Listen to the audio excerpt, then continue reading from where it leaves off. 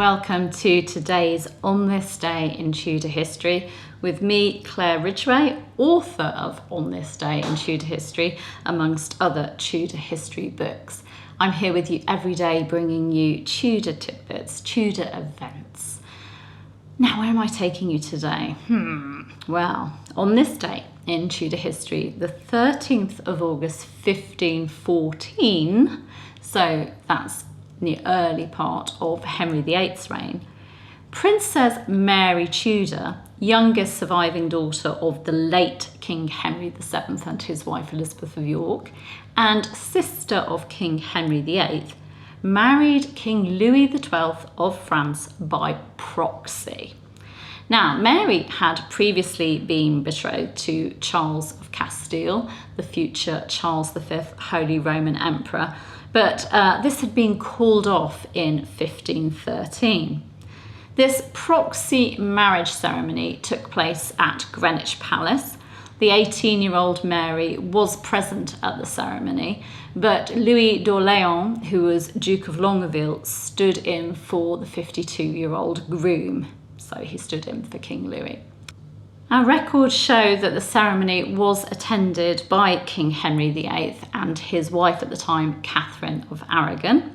William Warham, Archbishop of Canterbury, was also there, as was Thomas Wolsey, Archbishop of York, the Dukes of Buckingham, Norfolk and Suffolk, the Bishops of Winchester and Durham, the Marquis of Dorset, the Earls of Shrewsbury, Surrey, Essex and Worcester, and also French diplomats John de Selva and Thomas Bohier. Speeches were made by the Archbishop of Canterbury and also John de Selva, and then Louis XII's letters patent were read by Thomas Ruthell, the Bishop of Durham. Then the Duke of Longueville and Princess Mary read their parts of the contract and signed them. So this was like an official marriage ceremony. It just happened to have the Duke standing in for King Louis. The ceremony finished with the Duke giving Mary a gold ring, which she placed on the fourth finger of her right hand.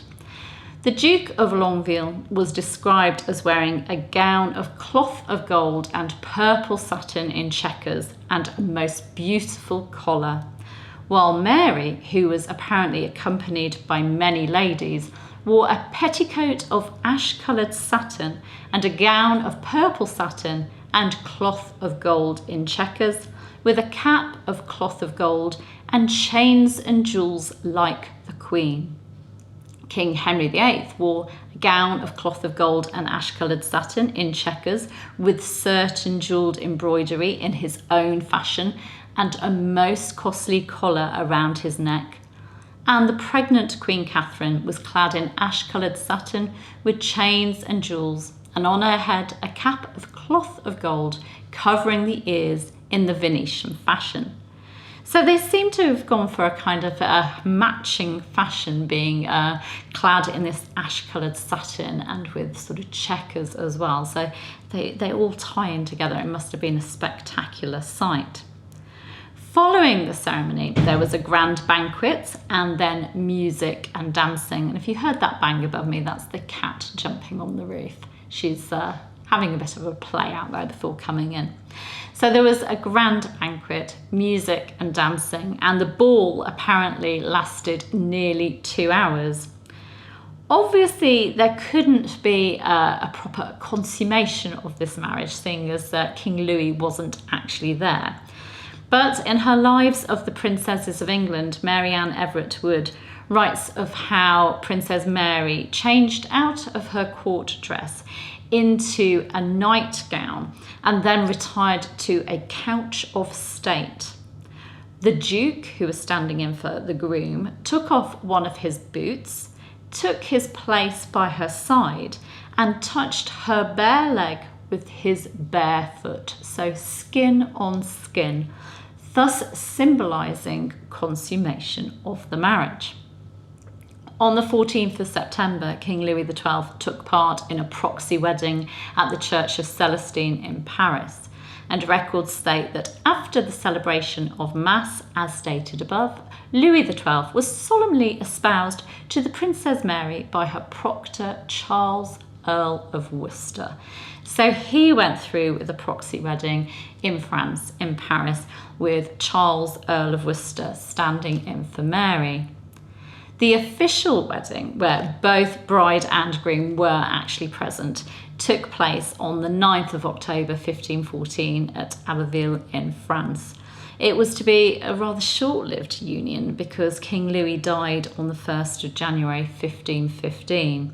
And of course, Mary went on to marry Charles Brandon, Duke of Suffolk, and a man who was one of her brother, the king's very good friends, in fact, probably his best friend. Mary and Suffolk were married until Mary's death in June 1533.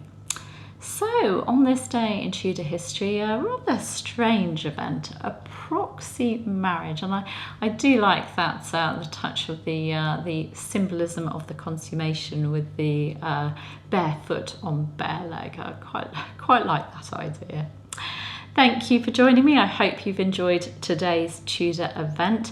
You can subscribe to the channel by clicking around about there, and that really does help other YouTube users to come across me and to enjoy these Tudor tidbits.